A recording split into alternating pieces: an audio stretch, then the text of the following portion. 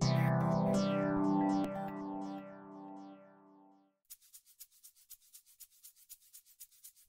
symptoms of Parkinson's disease, including motor and speech dysfunction, result from reduced activity of dopamine-secreting cells in the brain. The enteric nervous system and the olfactory bulb are the most exposed nervous structures and the first ones to be affected.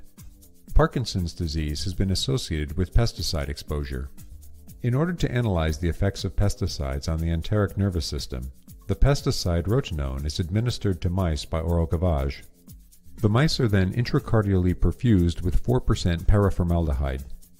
Brain and enteric nervous system tissue is extracted, prepared, and immunostained for the PD-associated proteins beta-3 tubulin and alpha-synuclein.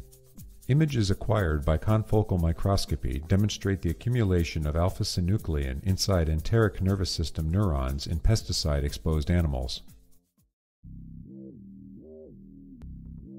The main advantage of this technique over existing methods like systemic administration of Rotenone is that using this technique it is ensured that the effect of Rotenone is confined to the enteric nerve system.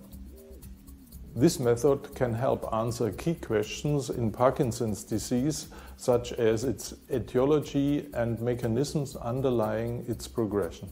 The implications of this technique extend toward therapy and diagnosis of Parkinson's disease because they will allow the development of new therapeutical targets and diagnostic methods.